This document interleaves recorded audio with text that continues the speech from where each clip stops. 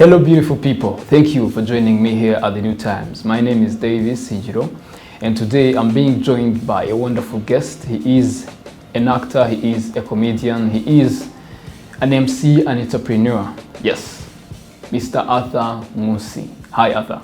Hey, what's up? Thanks for having me. Pleasure, man. Thank you for making time. Appreciate it. I think we've planned this for like a year now. Finally. Almost. Yeah, finally, we come to sit down and have a conversation. So how have you been? I've been well. Mm-hmm. I've been well. Yeah. Recently, I lost my grandmother. Oh, I'm so sorry, man. It's one of my bad moments I've had lately. Mm-hmm. She was in Uganda. Oh.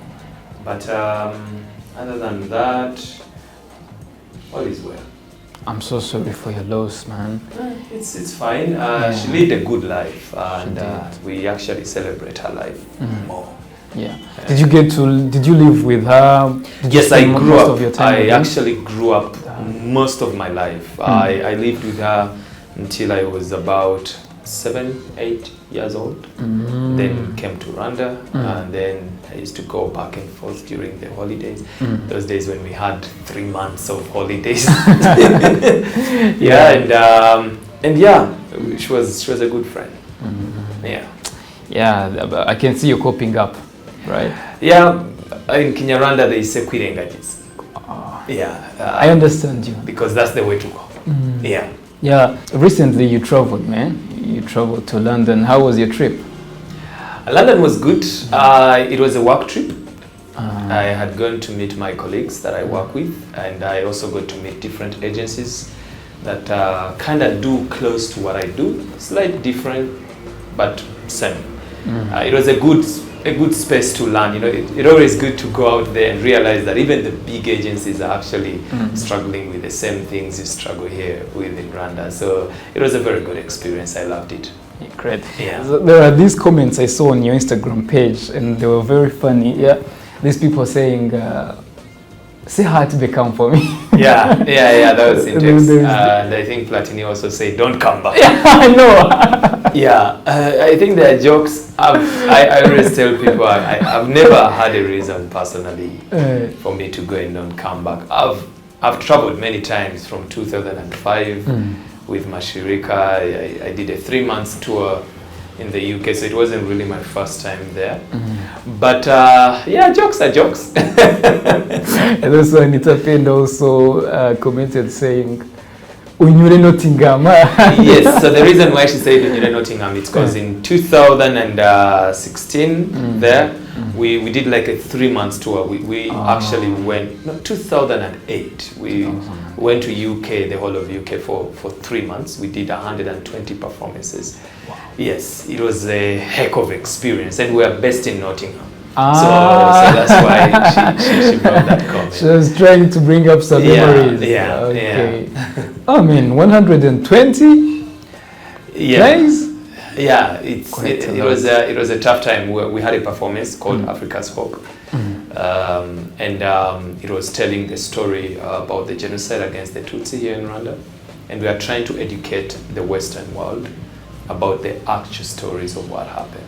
And it's a story made up of testimonies of real people, and we perform it now. Most of the times we even find those real people in the audiences. Yeah, so I mean, the 120 included school performances, theater performances, and that, not even talking about the workshops. It was a hectic time, and I understand. those are the days that shaped us. It gives a certain level of experience you can never get from school, to be honest. In 3 months, those are 90 days. It means there are days we performed twice a day, 3 times a day. We had a longer version of the play, we had a shorter version and a very short version. And it was a 1-hour performance, the whole of it, including drums, singing, dancing. It was dope. Quite an experience. It was dope. But there is this thing I just do not easily comprehend. Yeah. You see, last time we met, remember, there is this thing you told me. I kept on pondering on it. You said, while growing up, you didn't have any dream. Am I right? Yeah. Not like being a pilot, not like being a doctor someday. But then Now today you are a multi-talent. You know, we people look up to you in different fields. You know, entrepreneurship, business, MC. You know, very to mention but a few. But then how does this all come by? How did you get to come? Maybe I don't remember, but from the time I remember, I honestly don't remember a specific area I wanted to be in, or saying I wanted to be a doctor or anything. I was shy. Mainly, I was very outcompeted by my brother. Really? My brother was very competitive. Syntax? Really? Arnold. That's his real name. Arnold Kabera Mazimaka.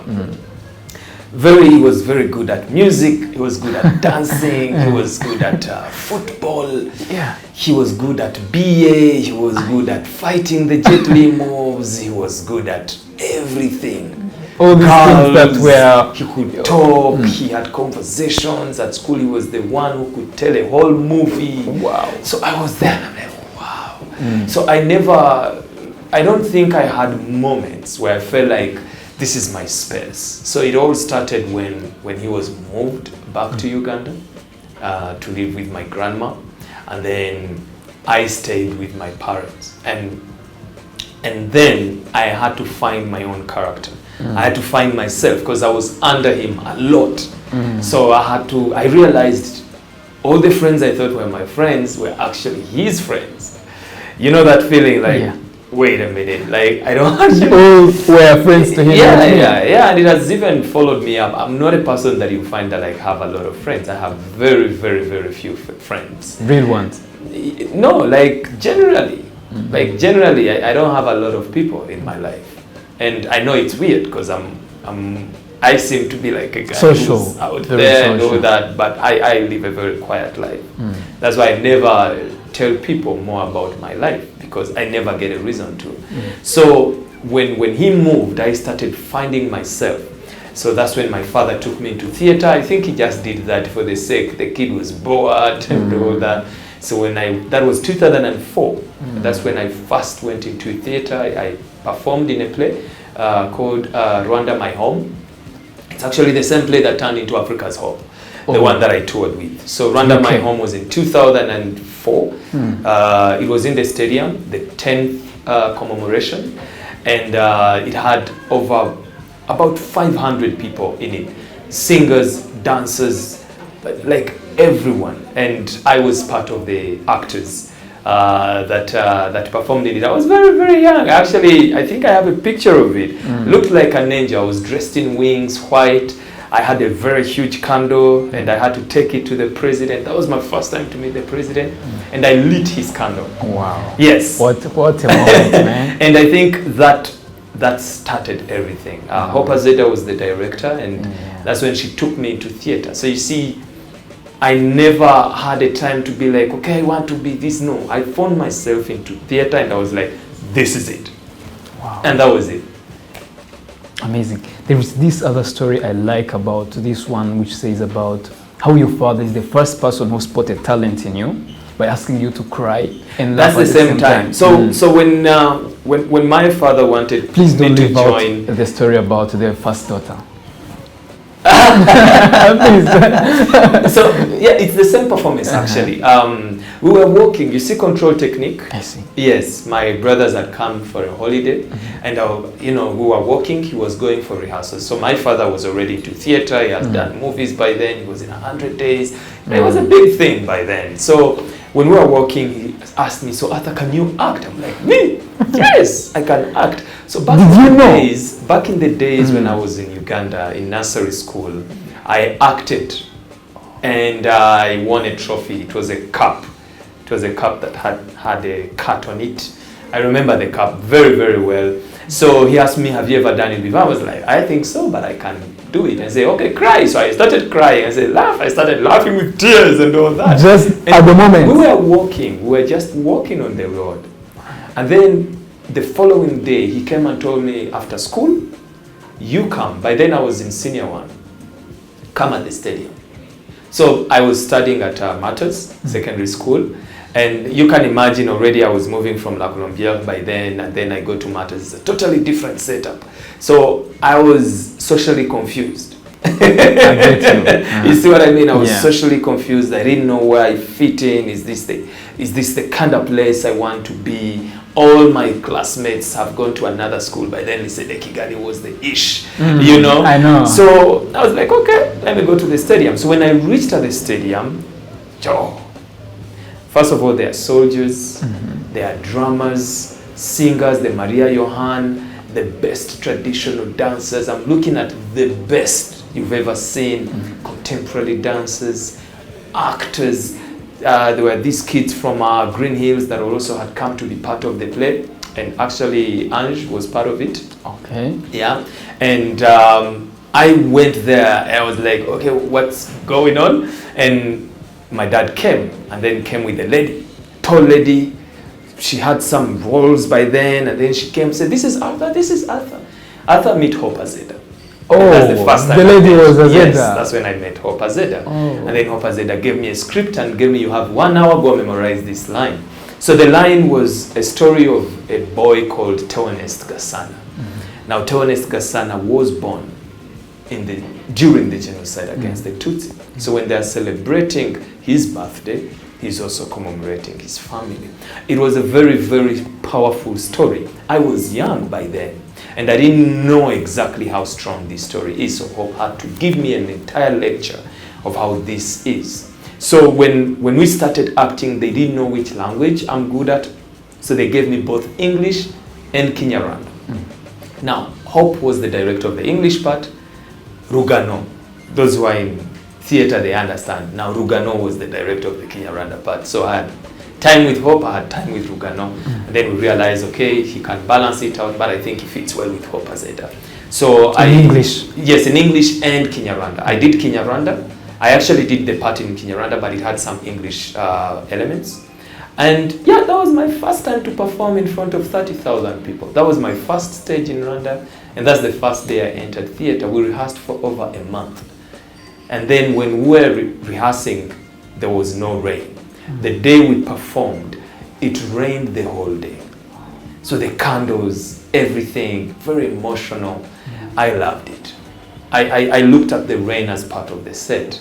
The combination of music and my words and the dancers, to me, it was magic. To me, I lived the 3D world there and then, you know? I understand, man. So that's how I found the love of theater. That's how I joined it. It's quite a story. But the first time I heard the stories you were talking about, I love the fact how you could manage to cry and then laugh at the same time. I guess it was in me, I just didn't know.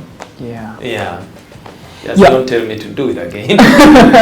It came to my mind and I was like, this guy, he's going to tell me I'm grown, man. The last time I cried, I was a child. There is another boy or girl who is still trying to figure out where they fit, you know? Yeah. They're also saying the same story you were saying back then. Man, I don't have any talent. I can't do anything, you know?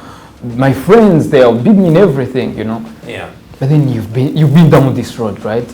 Then what can you tell us? What can you tell this person who still thinks they don't have anything?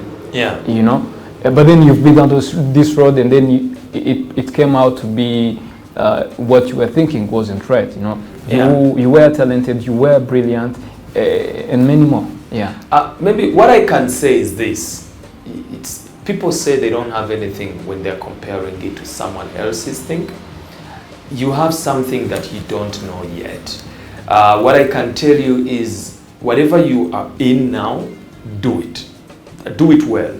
If you're in school, then do it well. But then what if they say in school I don't excel, you know? It's okay. It's really okay.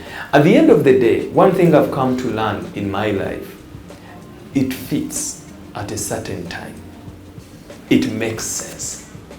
Right now, your mind, the level you are at, the age you have, you cannot really understand what I'm talking about, but a time will come and it will fit. Sometimes you realize that you went to school and studied the wrong faculty because of different setups, social peer pressure, or even parents and all that. But I believe it also happens for a reason, for you to meet a different network.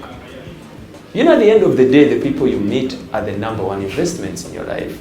The other things that will give you passion or purpose, you pick them up later on.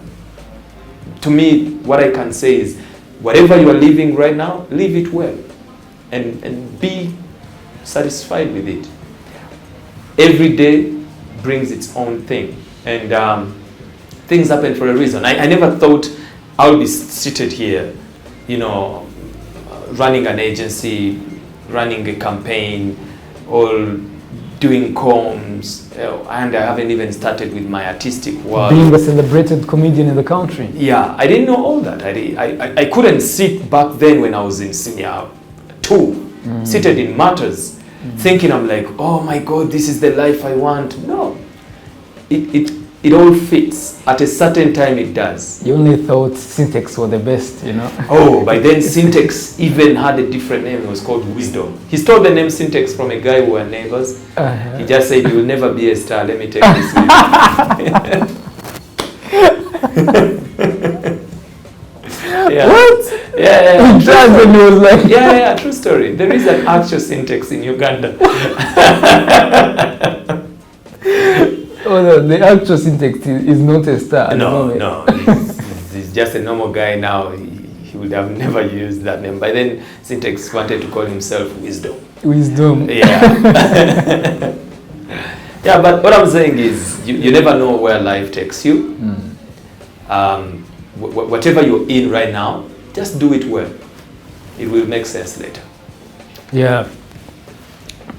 Thinking about your story and of course, what you've been through, you just told us about being a comms person, you know, running an agency. It didn't come within a day, it didn't come within a night. Yeah. But then throughout this whole journey, you've been a comedian, you've hosted shows, you've done several events and things. And what are these main lessons that you've drawn out of life, you know? You keep on pondering day and by night, you know, you're like this and these things, they are true, you know, they can be true to everyone's life. Yeah. It didn't just apply in my life, it can apply to anyone's life. One lesson that I learned is you can learn. As simple as that. You can learn. Simple. So you're not supposed to be perfect. You can literally learn. You don't need to start a company right away. You can learn. I don't need to be like you at the moment. You can learn from the beginning. This is the thing. You guys are setting up good cameras. You're interviewing. Someone watching this will be like, oh my God. Let me tell you, this setup we've done here, these questions you're asking, this format is a 15 minutes video on YouTube. Tutorial of how to do this. 15 minutes. With the right passion and the right courage, you can learn. If you want to be a good MC, corporate MC, there is literally an article out there that tells you how to be a corporate MC. You will learn how to, but it won't tell you when to start. You will definitely start by yourself. But you'll see another article that will tell you how to network, which will give you the right person to give you a gig. And then you'll get another article of branding, so that you know when I'm going on stage, I need to look a different way. I consistently wear black when I'm hosting comedy shows for people to understand. Those kind of things. You learn from the beginning. Let me give you a story. I was given a job by Chinarwanda. Chinarwanda is a Lego Foundation funded project. It's an initiative. It's a learning through play movement. I was given that job to be the campaign director. I had never been a campaign director. I had never worked into the NGO business. But this colleague of mine is called Malik. He told me, Arthur, I know the capabilities you have. I know you can learn. I know you would pick it up. You know, I'd never met any word of monitoring, evaluation, and learnings, you know, strategy for social communication, all those things. I hadn't met such things. I was more into a commercial world. But then I knew I can learn. You know, I took courses of learning through play, 6 months courses. I became an expert of learning through play. Now I do trainings of top organizations. I train them the benefits of learning through play. I learned, and this took me a year. And now I'm running the campaign. I'm just telling you this story for you to understand. You don't have to be already made. We are like water. People are like water. You fit into anything they put you in. So the moment you understand that you are fluid, you know, you just learn, where am I going to go? What do I need? Can this be done? And of course, know when to let go. Because some things require a very long time to learn. I'm not telling you can wake up and say, I want to be a doctor. Yes, you can, if you are willing to give that time. But you can learn. That's the lesson that I've learned. That's the first lesson. Yeah. Any other? It all goes back there. To be honest, it all goes back there. You can be ambitious, but you need to learn. You can have the passion of something, but it doesn't stop there. I meet so many people and say, hey Arthur, I want to be like you. You don't want to be like me, trust me. You really, really don't want to be like me. You want to be like you, so learn elements that will build up the you want to be. Amazing. So that's the thing, you know, people want to be everything. You know, me, I'm different. I mean, you're not going to perform 120 performances in 90 days for you to get experience of standing on stage, regardless of the numbers. But you can learn that through a different approach. So those are the lessons. Me, the lesson I learned is nothing is impossible. And that's why I have this tattoo. What does that tattoo say? The tattoo means I am more. That's why I have it. And it says? It says I am more. It's in Hebrew. And this represents the different lives. The butterfly lives different lives. Yeah, I know the butterfly. It has a metamorphosis process and all that. Yeah. But we people think we have one life. I always believe we have days, not lives. You know, like you can be this day and this the other day. And those are two lives separate. Today I'm talking to you as a comedian. Tomorrow I'm in a meeting as a director. I'm not a comedian there. It's a totally different life. Another meeting, I'm in there as a dancer. I'm not a director, I'm not a comedian. And in another place when I go, I'm a husband. See, those are different lives. Another place you are an employee. You know, exactly, I work for someone. So those are the different lives. But we should, that's one learning that I got. It's separate, understand that you can have as many lives as you want. I try to pick something like learning and patience. Yeah. Try to pick those two in the lessons you've learned. So during the past years and months, we were unfortunate to lose some good souls, you know, some good people like Bravan, J. Pauli, to mention but a few. Yeah. But there is this regret that comes, you know, in the public. You know, many regrets come when a person dies, but there is this regret of people go when we've not yet told them how much we value them. How much we value them, how much they've been of great importance to in our lives. You know, what's your take on that? Personally, I don't think those people need it. I think you who feel it, you need it. You need to say it. I don't need you to tell me, because to be honest, I don't do it for you to tell me that. But you need to tell me. You need it, because you feel like there is a certain way I've changed your life. There is a certain way you feel about me as an artist, as a singer, as a rapper. Then don't hold it inside. You know, when you appreciate people's work, it helps you grow. Yeah, it does actually. When you meet someone and be like, Joe, I love how you are dressed. You look amazing. You look smart. Did you tell me? Yeah, I told you. I told you look sharp. Thank you. You know, the thing is, I am acknowledging the input, you know, the level of timing you took for you to select that suit, for you to select the time, the tie. When you appreciate. So when I appreciate you, even me when I go back home, I will now say, okay, now how about I also take some time? Oh, I appreciate how Arthur thinks. How about I also take some time and educate myself? You see, when you appreciate, you acknowledge. When you acknowledge, you expose yourself to your insecurities. That's the truth. To me, I always tell people, insecurities are a chance for you to learn. You are exposed of your moments, you are weak. So, you will understand that when someone doesn't want to tell you exactly how they see you, it's because somewhere, somehow, they might wish to be that, but it's an insecurity. and they don't want to put it out there. So if I put it out there and I'm like, bro, you're a good journalist, man. I love how you do your things. I love how you set it up. I love how you're opening yourself to exposure, that you can even ask a question, how can I be like you? How do you do it? How do you do it? You see what I mean? So that's why I say you need it more than I do. You need to tell the people you love them, to expose yourself for you to learn from it. And that's what I would say on that moment. So if somebody loved Buravan, how he does his thing, tell them. Not for them, but for you. That's what I would say. Yeah. Indeed. I mean, that's one of the good ways we can cultivate the culture of expressing ourselves, you know. Yeah. And the person will, when they depart from this life, they will know how much you've impacted people's lives around. Yeah, but talking about the same topic, there are these people, you know, mostly young people. Yeah.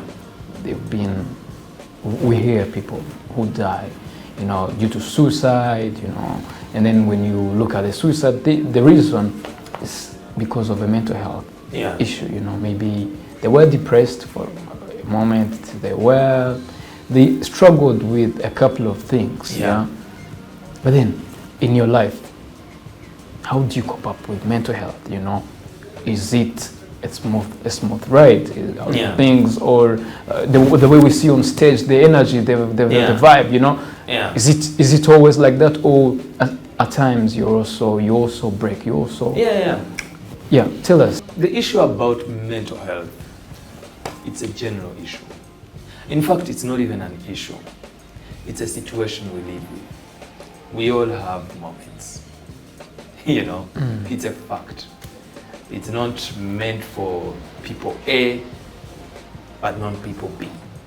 No, it's for everyone. I also do have my moments. There are moments I'm down. There are moments things are not working, you know.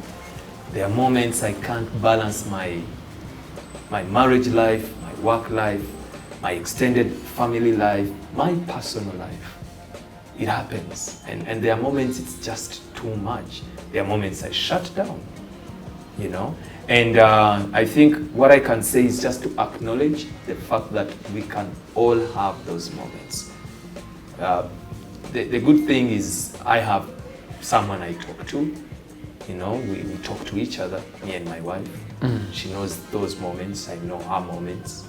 And, you know, one person once told me, he's an expert in mental health. She said, by the time you go see a mental health, let me say expert for now, because they are in different categories, you've had it for over 10 years. What? Yes. Like when you go for therapy about depression, you've been depressed for over 10 years. Like when it reaches that level, unknowingly, yes. Depression starts from pregnancy. A pregnant woman depressed can depress a child. Really? Yes. So this is to show you that this is everyone's situation. It's unfortunate that people do not understand the level of urgency it requires. Yeah, some people even try to demean, you know, they say it's not true. You know, those are just I think it's because of the social norms. It's been there with some words, with those kind of strong words to make you feel like your strength. But the truth is, we need to acknowledge the fact that at a certain point, we have gone through a lot. And some of them, we've even picked them up without knowing. And it's good to realize that you're actually exposed to having some mental related breakdowns or issues or anything. So mental hygiene is very important. We need to understand, we need to have ways we tackle that issue. Me personally, I love taking breaks. I love my space. I understand, I acknowledge. I'm very aware of moments I'm a bit aggressive. I try, I'm not an expert on it, I try. why am I this way? Is it because I'm very stressed? And this work that we do, especially I deal with a lot of clients on a day. I deal with like 5 to 6 clients. They all want deliverables. It can stress you out. And then you have your personal life, and then you have your personal brand, and then you have the status, your art, and then there is a lot. So you definitely have to find yourself in that issue. Then balancing it becomes a problem. It can become an issue, yeah. I'm still finding out. I haven't figured it out yet. Agree. Someone has to pick something within your experiences and how you try to balance. Yeah. So, Arthur, any future plans? Any projects you're working on at the moment? Yeah. I'm trying to set up Arthur Nation, and it's the main reason why I left radio. I left radio because I felt like, 10 years is a good time. I have given my good sweat there. But talking about radio, you're not planning to go back? No. Yeah. A big no. Yeah. And if I go back, it will be a project, not as a job. Maybe there will be a certain project that will take me back there, but as going back on radio, working on radio as my day-to-day, in my plans, it's not there. But you never know. I always leave space. But in the 10-year plan that I have now, it's not there. It's not. I'm trying to build my agency, and it's what I've been working on. Arthur Nation is a creative agency, so we basically deal with communication, strategy, campaigns, events, summits, all that. So I'm trying to develop different brands under Arthur Nation. We recently launched one, which is called NAV, Nation Audio Visuals. So anything related with production, screens, sound, content, we've always been delivering those services. The people we work with, they know. So that is going to be now done by NAV. Looking at doing an event organizing company, because I want to remove Arthur Nation from that area, and I want to do an event organizing company, and then I also want to have a venue. I want to have a 360 supply chain of the creative industry here in Rwanda. So that's my 10-year plan. That's where I want to be, so that if I go back to being a performer, at least I know I've left setups that are going to support me and other performers. Like a comedian knows they have a stage, they have an event company that can do their event, they have a content team that can do production. If I start signing artists, we have an entire production, we have everything, That's my dream. That's my dream. I'm so far 30% there. It's a long term, it's a very, very long term. You had to quit radio indeed. I had to retire. Quitting is a very strong one. Okay. I had to retire. I retired because I left well. I left when I'm still at the top of my game. I left when I'm still wanted, and I didn't burn any bridges. And I wasn't fired. That's a good one. Yeah, so I retired, but I wasn't tired. It was just a moment of, again, what I meant, moving from one life to another.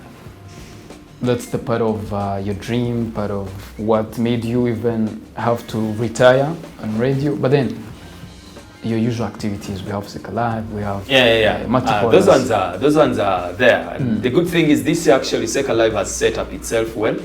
I think we've done a couple of events starting from May. I commend you. Yeah, and we've never had less than 400 people. The recent ones we had like 600-700, and we've started launching one-man shows for artists. We did Rusine's one-man show. Rusine was the first artist that we tried it out. So what happened is we paid him as a headliner of the show. We named the show after him. We gave him all credit, and we branded him the show. Now, after branding him the show, we produced the show so that we see how does it help the comedian. And it really did big things for him. You can see like his name is boosted, his brand, like he's now a comedian, he's done an album. So we are going on next to other comedians. So we want Seka Live to become also a platform where comedians feel free to come and have a complete package of what anyone would wish to have. Seka Fest is coming. The last Seka Fest was in 2019. We had Basket Month. This time, it's coming on the 3rd and the 4th of December. 2 days. 2 days, yeah. Okay. So Seka Fest is normally a week. So we are going to start with 4 shows that are going to happen in different districts. So we are doing a tour, like a Seka Fest on the road.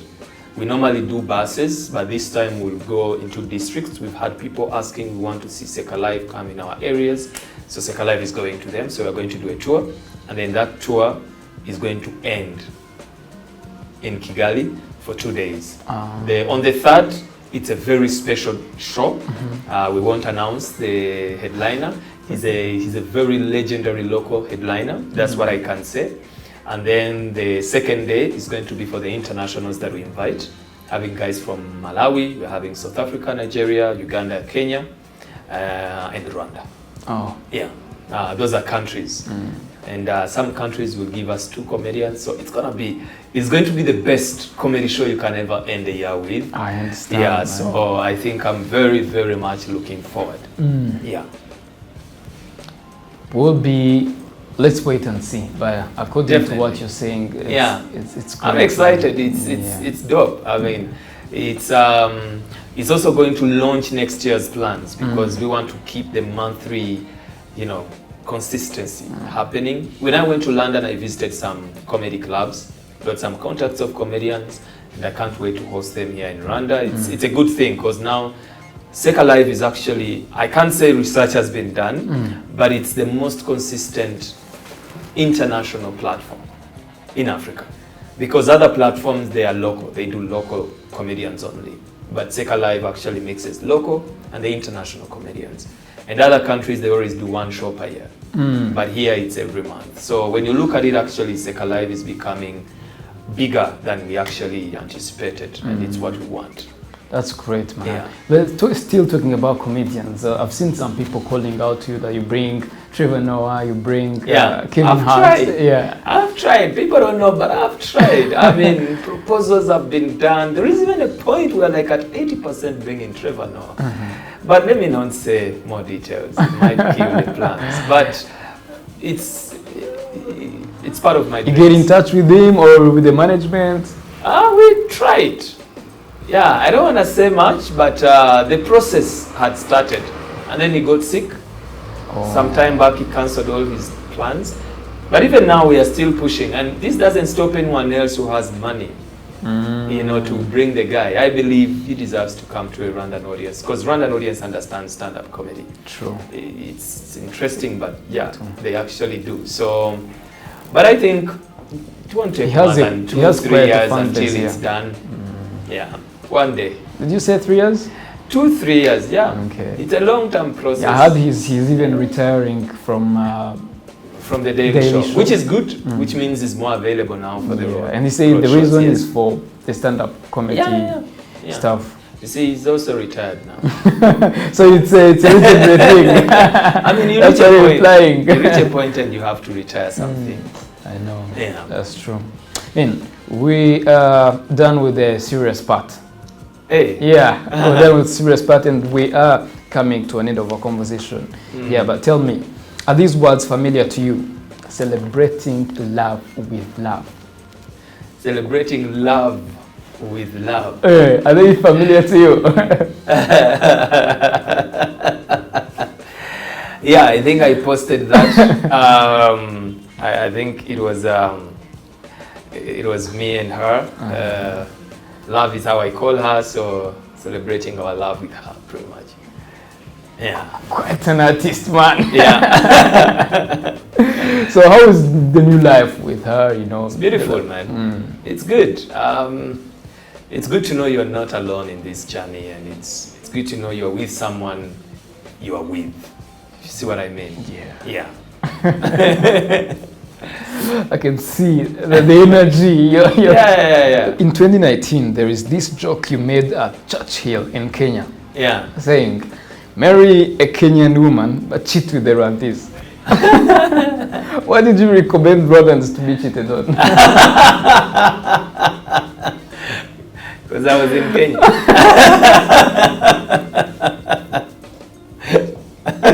did you think Rwandan's a good searching? Because I was in Kenya. I don't remember why I said that, but it definitely has to do with different characters. Because we Rwandese are very interrogative by nature. Even the way we date, we act like we are spies. Uriye, ugeze, uri kumwe nande, wariye, waryamye, wabyutse. It's like you're under interrogation. You can't cheat on someone like that. So I think maybe that's why. I think guys do that just because they think they're being romantic, you know.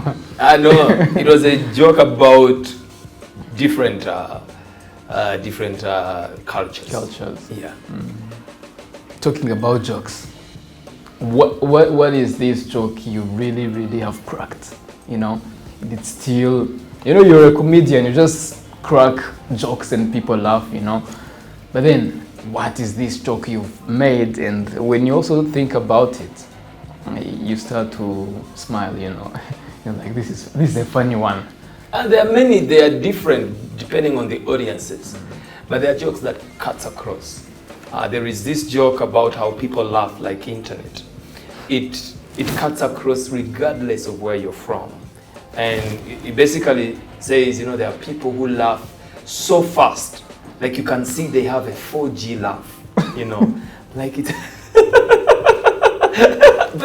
it's smooth, it has no buffering in between, it's clean. And then there are also those that are 3G, you know, it's fast, but you can feel the breakout, you know.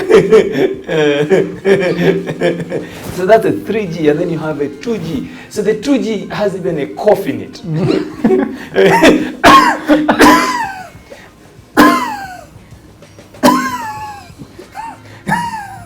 And then we have the 1G. Now 1G is very special. You can't know if that person is laughing or crying. So you know, they do this. So that's a 1G. So that joke cuts across, and wherever you can crack that joke, it works. Yeah. Let's play this game before we end our conversation, yeah? So it's called Never Have I Ever. Oh, okay. Yeah, so Never Have I Ever works like this. You hold your palm up, yeah. Palm up, and then if I say a statement and you disagree, you do this. Yeah. If you agree, it remains up. Okay. Yeah? Okay. Yeah. So the first statement is, never have I ever phoned or chatted while on the toilet.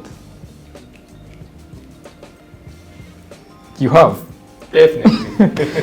Never have I ever thrown up on someone while I was drunk. No, never. Okay. Never have I ever drunk-dialed my ex.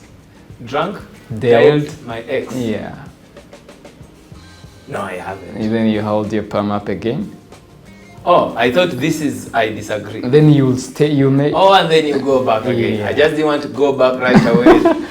So people will think it's right. Yeah. Okay. Never have I ever stolen anything. We are kids. We all stole something at one point. What have you ever stolen? An example? I stole my mom's money sometime back. We were watching these translated movies. By then, Spider-Man had just come out. In Rwanda or Uganda? Here in Rwanda. I didn't steal it, but I took her balance. Kugavu. Yeah. Yeah. Okay. Never have I ever cheated on someone. No. Okay. Never have I ever used someone else's toothbrush. You have? I have, yeah. Who? It's a long story, but I have. Okay. Never have I ever stalked someone. I stalk people. You do? Yeah. Who is the recent person you stalked?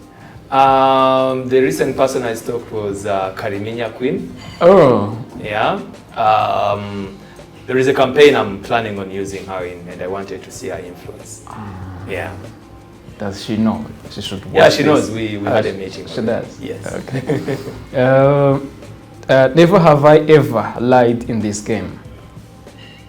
In this game? Yeah. No, I haven't. You haven't? Okay. Yeah. Never have I ever gone 24 hours without showering. 24 hours? Oof! Yeah. Gone. Okay. The last one is never have I ever been arrested. No. You haven't? Yeah. Man, this brings us to the end of our conversation. Anything Thank you. You really want to tell the Rwandans I might have missed out? Nothing really. I'm pretty much sure when people watch an interview, they pick out even the unspoken. So I'm sure they picked up something else. Even the unspoken. Yes, even the unspoken. So I'm glad. I'm glad that I've had a sit down with the New Times and I've shared my story. I always feel good when I get a chance to inspire.